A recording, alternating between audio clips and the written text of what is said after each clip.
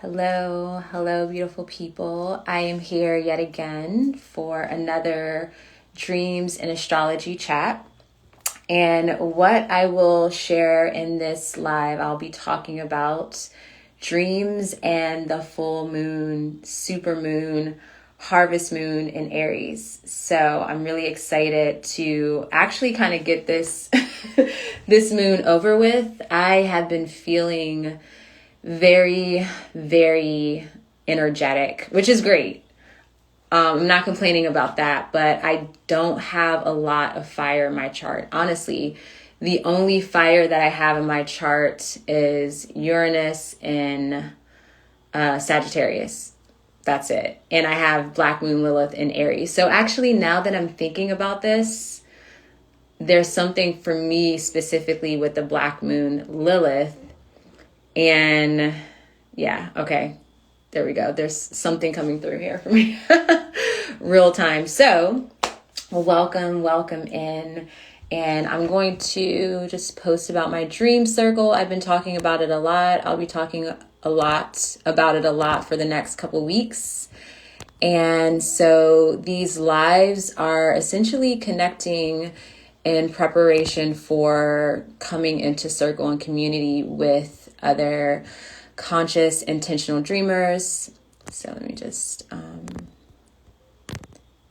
Uni's Dream Circle, link in bio, hello. I cannot talk and type at the moment, so 1 second. Okay, cool. I think this makes sense, and I'm gonna pin that. Awesome. So yeah, I'm going to talk about the full moon in Aries. We're going to talk about dreams. The energy is really intense, and I'm not going to say I do want to get it over with, but I am ready. I'm present with it. And honestly, what is coming up right now as far as what you're feeling and the energy, the intentions that you're setting for yourself at this time, how you are showing up in different spaces, in relationships, taking initiatives, being authentically who it is that you are as you're doing this. Like, pay attention to what you're doing and how you're showing up, because that's going to give you a really good idea of how this eclipse season is going to go for you, or at least the energy, the themes that are going to come forth for the eclipses between Aries and Libra. So definitely pay attention to what's in your space right now, energetically, emotionally, mentally, all of the things.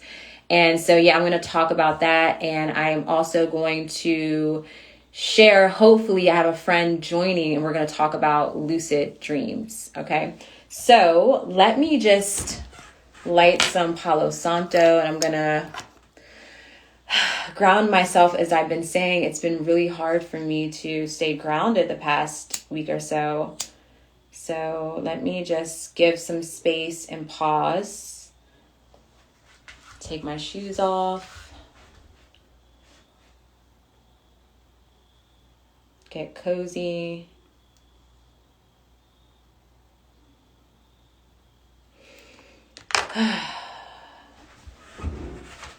Let's see. Go. This is better. Yes. Let's see.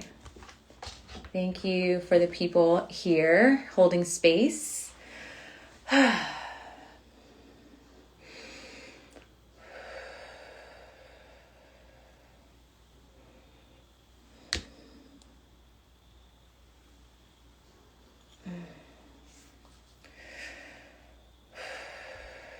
It is really, really uncomfortable to hold space or take space within a group setting. I mean, let alone for yourself, but, sitting here doing this live. And it is such a strong lesson for me at the moment to really drop in and just be present. But in order to be present, we have to give breath and space to what is present within our space, or even within ourselves, to begin.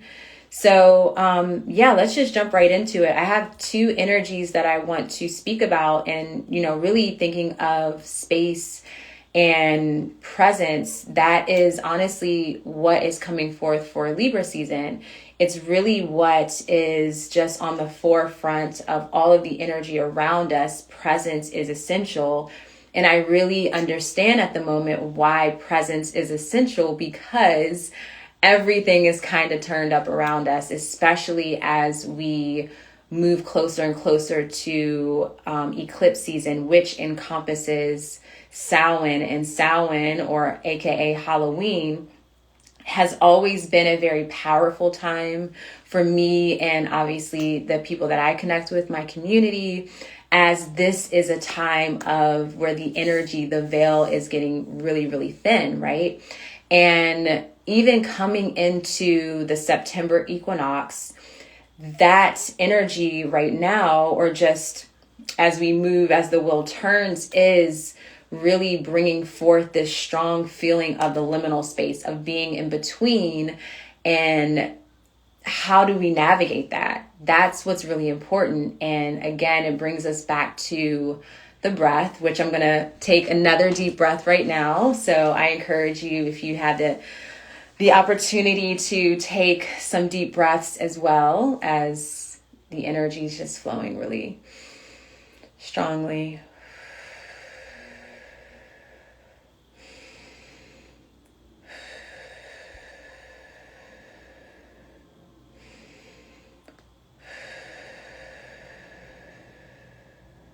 Okay, nice. Okay. I felt the energy drop down a bit. All right. So yes, taking presence, taking in the breath, taking a moment, giving space. So as we are in the liminal space, that the way in which we navigate this liminal space, the in-between, is everything. It's essential. And right now, as we have just had that equinox moment, and now we're in the veil, at least in the northern hemisphere, of the equal lux, which is the equal night, equal day hours, right? Exact hours. This is initiation into this next really big, powerful aspect of ourselves, and how we, again, show up in relationships, and also show up in our purpose, and in community. And so this liminal space is, I feel this is a really, really intense one. So I want to talk about the oracle message that came up for this week. If you watch my stories, I share an oracle message every week. And as of recently, we've been reflecting a lot to May, June, and July, as it's really important for this particular time that we're in and the cycles that we're closing. And so this card here, this is Skullcap. And so this is from our Herbal Oracle deck. And the key word here is stillness. So again, you really can't make this up. And what the week that we received this card the very first time was the week of the Capricorn super full moon, which was July 3rd of 2023. So since July 3rd of 2023, there have been 3 consecutive super moons, and this full moon in Aries is the 4th one. So this is very, very potent energy. And with this oracle, the power of reflection is so just another element that's essential, as with the ability to look back to that first full moon, super moon, and really see how this is such an important span of time, and how that's initiation within itself. You can really begin to bring things full circle and notice the patterns within yourself, and what was coming up for you then in comparison to coming up for you now, or where you are now. And again, the reflection is back to July 3rd. Specifically with this card, is July 3rd through July 9th. And that period is really essential for now. And so what I connected with the collective essentially is that that was the period where, again, there's this stillness energy. We were in the energy of the super full moon in Capricorn, and we were being guided to let go and release something. Like we had to make a sacrifice. And in my notes, I had mentioned that whatever it is that we sacrifice, that we release back in early July, more than likely it will return. If it's meant to be, it will return later. And seeing this oracle again, and knowing here we are at another full moon, super moon, this time in Aries. And Aries is that the first sign, right? It's that initiation. It's a new beginning. It's taking a leap of faith, being a pioneer. Whatever was released then will probably come back up now, or something better. I've been hearing this or something better, that or something better, right? And so I really do sense that this full moon in Aries is going to illuminate what is coming back, what is coming to you. And it really makes sense because this is the harvest moon, right? And so there is this already in the air, the sense of harvest coming out of equinox. Again, that second harvest festival, the energy is like, okay, we are really reaping what we've sown. The seeds are sprouting, and yeah, it's just, there's so much going on, right? And there's so much coming forth, where I was telling a client, like, we're in this space where like everything's starting to grow and come up, and like we're running out of space. There's so much, we have to let things go, and we have to move things around and clear it and water and nurture and fertilize. It's just, how the hell do we stay grounded, right? And so again, coming back to that ability to come to the present moment, to have those moments of stillness is really essential. So with that said, I am really, really connecting with the goddess Seshet. She is an ancient Egyptian goddess. She's going to be one of the guiding goddesses in the dream circle I'm facilitating. So there's 4. It's Nut, Seshet, Basset, and Amunet. And so they all have either a connection to, or they have a connection to the dark, to the hidden, or to the liminal space in the dream realm. But with Seshet specifically, she is the ancient Egyptian goddess of writing, of wisdom, of timekeeping, and of the scribes, right? She's the goddess of the scribe. What I love about her too is that she always is wearing this animal print. I think it's like leopard print, right?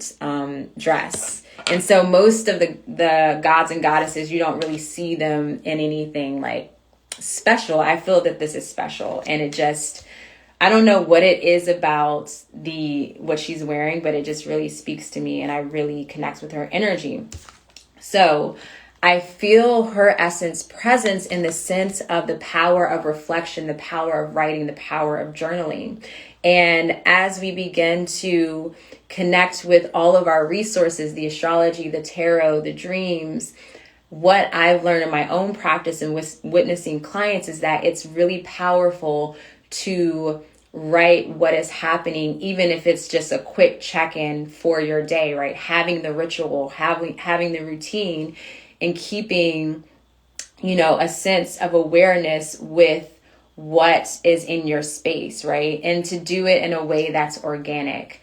And what I am experiencing is, with the repeated oracle messages, it's just really beautiful to have that opportunity to have the divine point out a specific time in the past, or to be in that space, and then have the journal, the resources to look at and really connect and witness your growth and such. And so I want to open the space for anyone who wants to share a dream, and maybe we can interpret a dream together. If it's something that has come up for you recently that you've dreamt, or maybe it's a dream of the past, I would love to connect with you and really, to hear about your dream, and maybe we can walk through it together.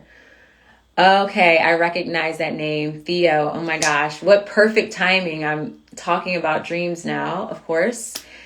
And I'm asking for a volunteer to come on camera. So if you are feeling bold, or courageous, I would love to connect with you, as I know you've been doing your own dream work practice.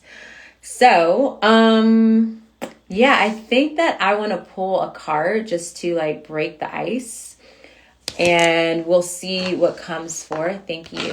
Yeah, thanks for being here. Okay, so let's see.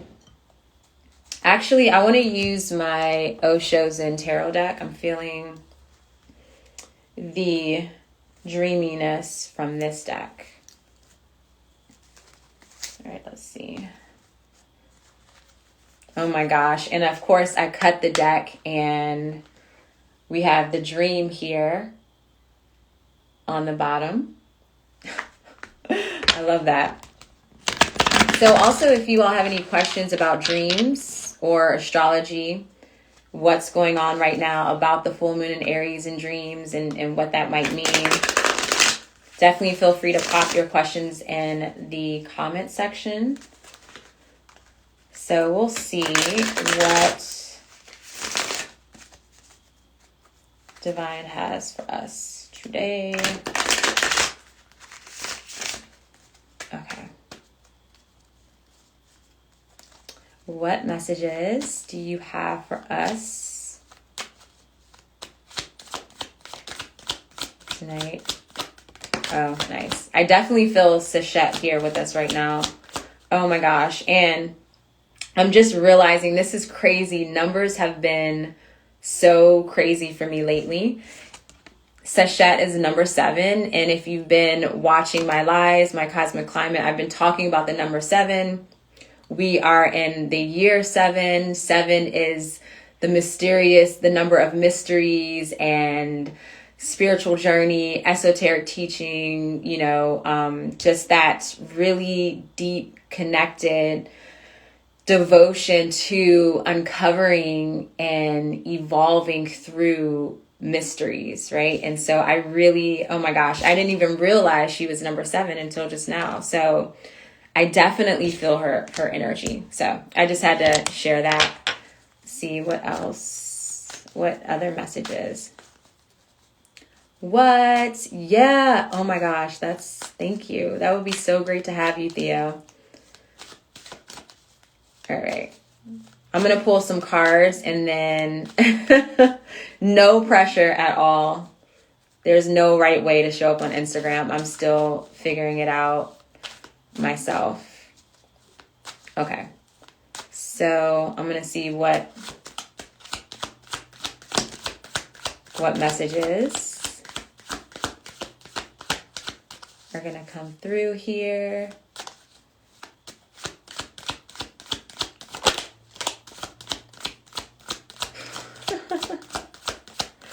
I'm just loving that. So the number of people watching this live right now is number 4. And 4 is another one of my numbers. And it's been like kind of static at 4, like fluctuating, but it's been holding the number 4 for viewers, which is not a lot, but I'm very happy with that number because it's been 7 and 4, 7 and 4. And with the skull cap here, it's number 47. So, I mean, it's just this... the energy is so potent and so clear if you are awake to it. All right, so I have the 3 cards, and one of the cards flipped up, faced up, and it's abundance. And as I was speaking or sharing about the number 4, I saw that this was on the table. So that's just beautiful. This is, again, bringing me to the fact of, or not, I guess not a fact, but just the experience of everything coming to fruition, like almost in an overwhelming way.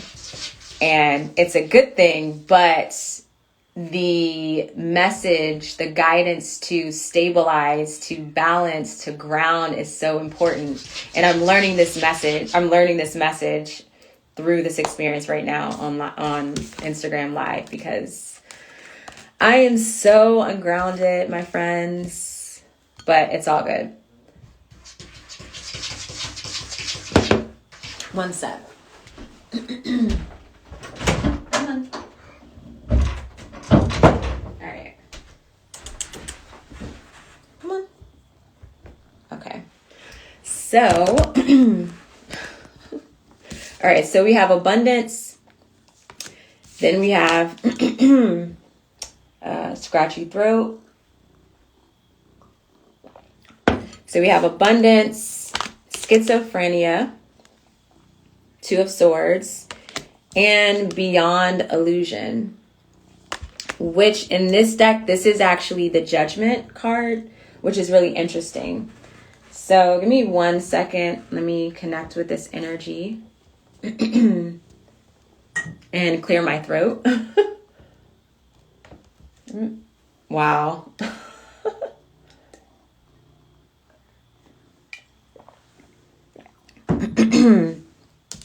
All right. Oh my gosh, this is so clear. This is so clear. So with the schizophrenia card here, it is really, it's speaking to letting go, right? Just trusting again, or I didn't even mention it before, but in the cosmic climate, I mentioned my favorite message within the skull cap and the stillness is trusting in life, letting go, breaking open, breaking free, allowing yourself to be vulnerable, right? And just showing up and being you, but really trusting in life. That's been a very strong message for me recently in my own life. And I'm just showing up. I don't give a fuck. I'm here. I'm going to do me. I'm going to be me. And either it resonates or it doesn't, but that's cool. And once we let go and release, this is here, like literally on the sides of us, right? This is like possibly in our blind spot. Like we know this energy is present. We can feel it.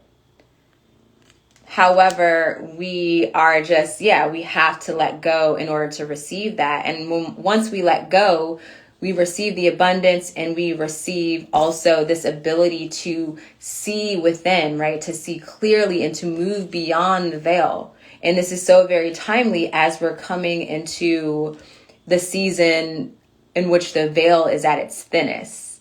And it's like the most potent season, I feel, my favorite time of year, so many people's favorite time of year, and it's eclipse season. So that's pretty incredible. So I think this message is really clear.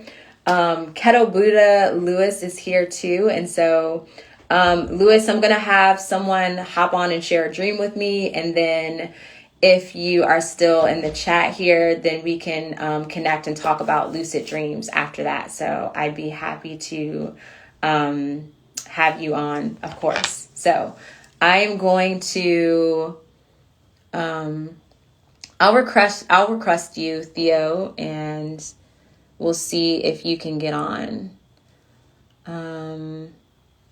Let's see. Request.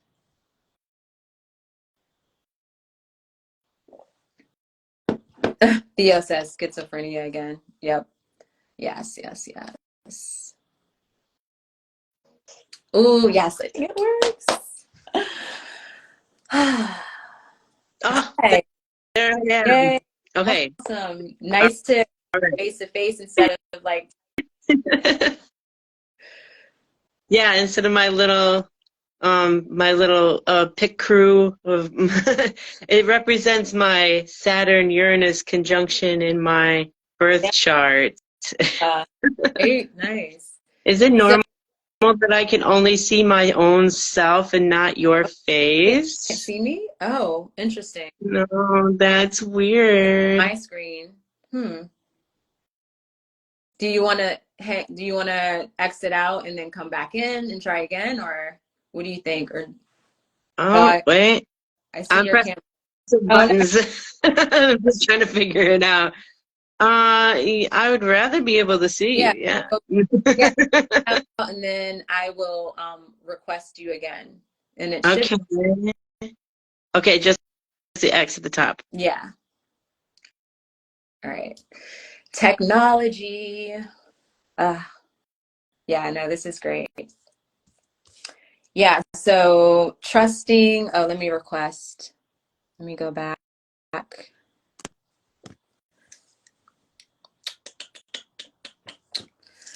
My friends, we're going to talk about lucid dreaming, astral travel here in a minute after we do this dream interpretation. So if you are interested in that, okay, can you see me?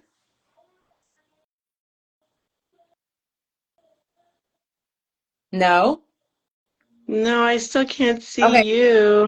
do this. How about you? Do you know how to request me? Hold on one second. Let me see something. Yeah, if you request me to join me, maybe that'll work. We'll try one more time. Okay, let's try this Oh, one more time. there's a camera button by the comment, so that should allow you to request me. Okay, Okay. I'll figure that out. I'll try. All right, everyone. So what's happening right now is I'm trying to get Theo on to share a dream. We're going to interpret the dream, see how that goes. And then my friend Lewis is here, and we're going to talk about astral travel and lucid dreaming and whatever else comes up. I'm sure sleep paralysis, since we both share that experience, which is crazy. And yeah, so stay tuned for all the juicy astral dream stuff. We'll see if this comes up. Okay, I got a request. Mm-mm-mm.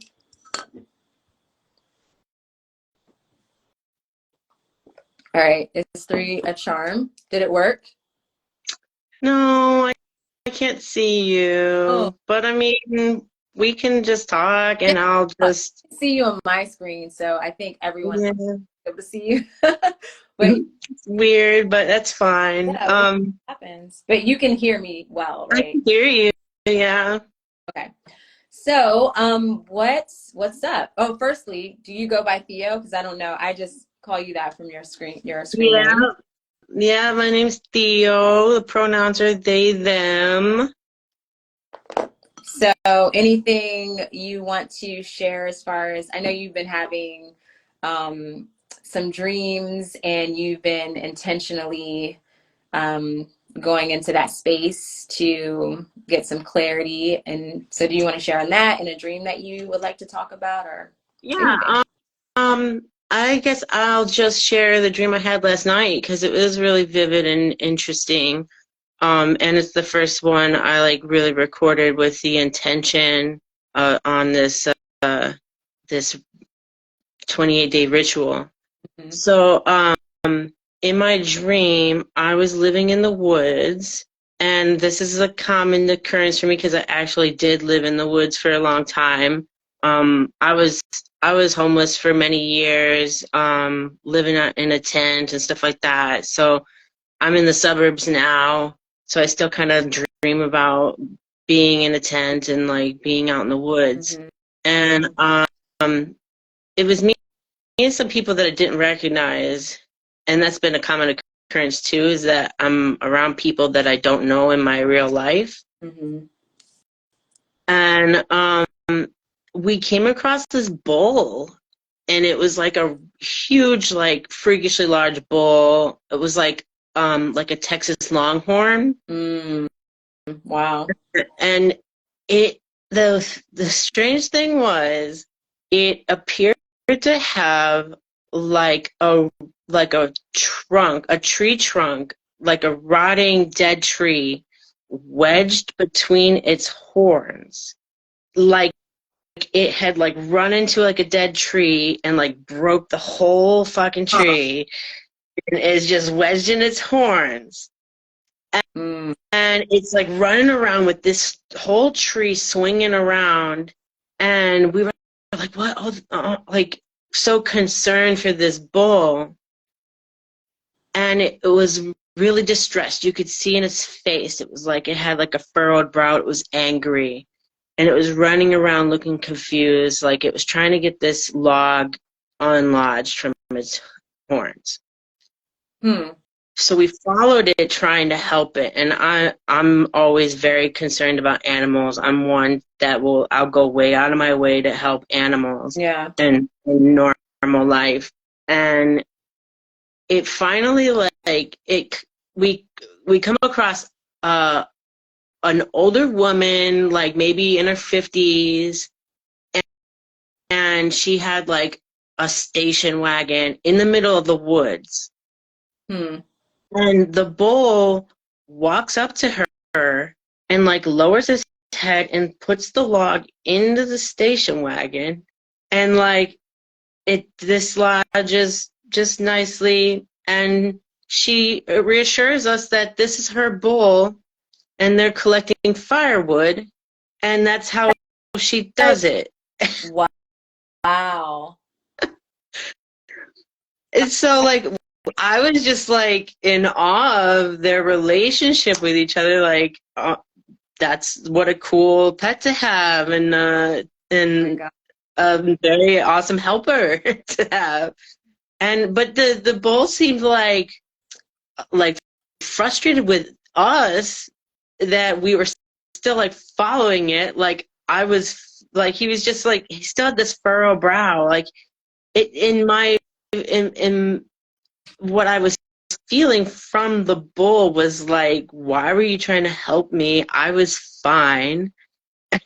And it brought up this feeling of like to I was overstepping my boundaries and trying to help when somebody didn't need help, which is something I'm working on Yeah. as like a recovering people Yeah. pleaser, and somebody I just always want to help people, and I'm always like offering unsolicited advice and stuff like that. That's something I'm working on.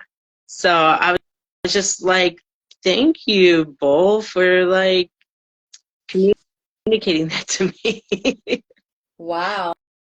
So how did you feel, I think you kind of expressed this a little bit, but how did you feel in the dream and then after that, in comparison, was it? Yeah. Yeah, I mean, I was really concerned. I was very distraught when I was following the bull, and I was just like, I have to help this poor bull. And I was gonna do anything. I was just chasing it, and like it didn't freak me out that it was this monstrous Yeah. bull. It didn't freak me out. I was not worried for my safety.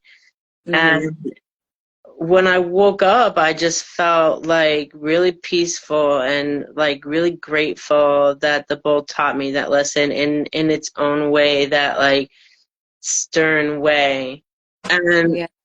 as like an astrologer, I also was reflecting on Taurus Hmm. Hmm. and Uranus and Jupiter being in Taurus and encountering this chaotic, giant, majestic beast. It really gave me this Uranus Jupiter vibe.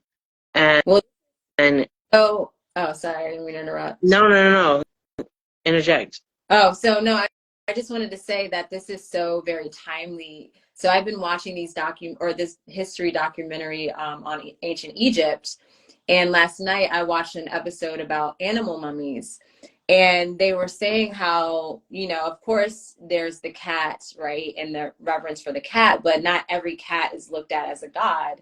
However, there is the bull, like this special bull called the Apis. I think it's Apis, and they revere the Apis as a god. It was actually mummified. There's a whole, and I'm getting goosebumps talking about it, like all up my spine. Wow. And yeah, there's a whole like tomb that is dedicated to the burials of these special sacred bulls, and there's supposedly only really one like that's in existence every like 30 years. So like when one dies, it takes them about like 30 years or something to find 20 or 30 years to find another one or something of that nature. And so when they have them, they wear even like the gold jewelry, the jewels. They're gods, like in the flesh, as far as the animals. And so I don't know, that just as soon as you said that, it just really moved me. And yeah, there's something really powerful and sacred with that bull. Do you have any Taurus or anything in like in your chart or? I don't have a planet in Taurus, but it's my 12th house. And so Oh, I was really thinking about how much I've been working on my shadow and my mental health, and recently had to like basically fire my therapist yeah, because he was just getting like real weird and friendly and like sharing his opinions on things, and it just like the relationship was yeah. not therapeutic anymore. So I'm now in between therapists, and I'm utilizing my own relationship with spirit and my relationship with the planets and the gods that I communicate with, instead of going to therapy and realizing my own power. Uh, oh my goodness. And that's really cool. I hadn't really thought about the Egyptian uh connection there, and I do remember seeing a lot of like images of bulls. Was it connected to a Yeah, goddess or? also connected to like the cow, the cattle. Yeah. So she shows up as she's the celestial, like mother, celestial cow. Yeah, and so and that's interesting too with seeing a woman and the bull, right? So the goddess, right, and that being her companion, which that Hathor is the shit. I love Hathor, and she's one of my goddesses that I deeply connect with. And she's a nurturer, she's a protector. So yeah, I would definitely, look more into that if that, you Yeah. know, if that feels like something. And it's just so powerful. Just from that one dream alone, you had some really strong self-reflection on, when it comes to people pleasing and all of that, just and then the ability to witness your own healing and the whole process of discovering that meaning and that purpose and the beauty within the dream. And it's just, oh my gosh, yeah, that's so profound. Yeah. And I really want to thank you for inspiring me, because I've been working on my dream space for many months now. I've been having a lot of nightmares, and like just this past year, I've had like a huge transformation. I'm sober now. I'm like a year sober off of alcohol, about 9 months off of weed, and I got away from a toxic relationship. And ever since I left the toxic relationship, I've just been having nightmares about him. And it's just really heavy. And I know it's something I have to process. And, trauma will do these types of things. But it makes me so exhausted when I wake up, and I feel like I'm back in the relationship, and I wake up just totally traumatized. Yeah. And so I'm doing so much. Like I have a little mini altar directly next to my head at my bed. Wow. I sewed little pockets on both sides of my pillowcases and put stones and herbs and stuff. Like I've done so much. Yeah, you're right. So I'm really grateful that you inspired me to do more work on it and take more time to interpret it, because I've been pushing it off and just trying to like mostly forget. Yeah. And I'm really grateful for you. So thank you Oh, for that. thank you. I thank you for sharing that. And yeah, I mean, the integration part is like the most important and the most powerful. And I'm learning this also from my own journey. And I think that's the thing. It might start like for some people with nightmares because that's what happened with me. And so and it really caused me to I was like, okay, wait, I need to ground myself for this because this is intense, you know, because I'm going into it like, oh, I'm going to lucid dream and do all the things and just play in a fantasy world. And I knew there were going to be some heavy things, but no, right away, it's like, oh, you want to drop into the unconscious realm, into the deep mysteries of what's inside of you? Okay, here we go. And it was just, you know, it's like, holy shit moment. And so I had to put it on pause for a couple weeks and ground myself and then go back to it, and going back to it with that intentional 28-day ritual and being organic within that. But that felt like a safe container, even though it's just like I'm working in relation to the cycles of the moon, and even the moon being holding space for me, right? In this sacred cycle of 28 is, you know, a safe space for me to drop into the deep dark aspects of me. So I resonate with that, and there's so much power in courage and, you know, going and doing that type of work. That's the healing. So thank you so much for sharing. Is there anything else you want to say? Any last words you want to add? Or No, no, that sums it up. And just to say thanks again.